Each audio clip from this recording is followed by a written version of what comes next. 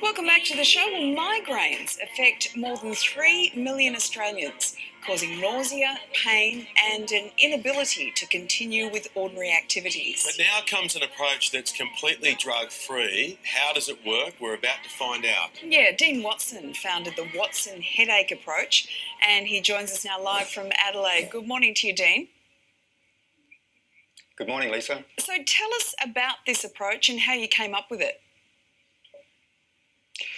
Lisa, what we know about migraine, or the underlying disorder in migraine, is that it is a sensitised brainstem.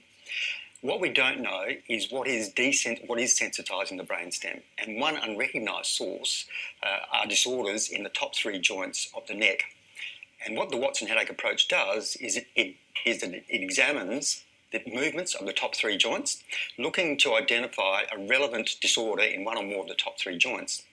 And the way we determine the relevancy of a disorder in one or more of those top three joints is that when we move the joints in a way they're designed to move, if that joint is responsible for head pain, we'll create the pain of headache. So you're saying it doesn't have anything to do with the brain, it has everything to do with the neck? We need to determine what is causing the sensitisation of the brainstem, and research over many decades and billions of dollars has not come up with the answer to this point. Perhaps it's because they're looking inside the brain for a disorder, and yet nothing has been found yet. Okay. Well, Dean, can you show us how manual therapy is used to desensitise the brain stem, this area that you're talking about? Manual therapy, well, as I said, Lisa, we move the joints in a way they're designed to move, aiming to create the pain of headache. This sounds terrible, but the pain goes away as soon as we take our thumb off. But having reproduced the pain of headache and then sustaining the technique that is creating that pain, as we sustain the technique, the head pain just gets less and less and less. And if we do that repeatedly, what happens is the reproduced head pain becomes less intense and it eases more quickly. Now, scientific research has shown that by reproducing the pain of headache and getting resolution, this actually desensitises the brainstem, which actually mirrors what the heavy-duty anti-migraine medication does. Well, we're having a look at some footage right now of someone being treated on their neck. Yep. So this is...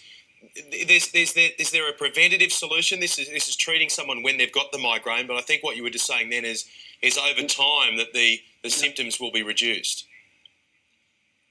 Ben, the treatment is aimed to desensitise the brainstem so the migraine doesn't occur.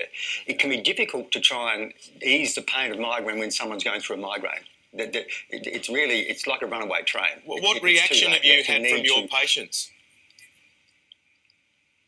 80% of people are improved, 80% or more within 4 or 5 treatments. This is anecdotally. We need to do some research to back this up. But anecdotally, 80% of people are improved significantly within those first 4 or 5 treatments.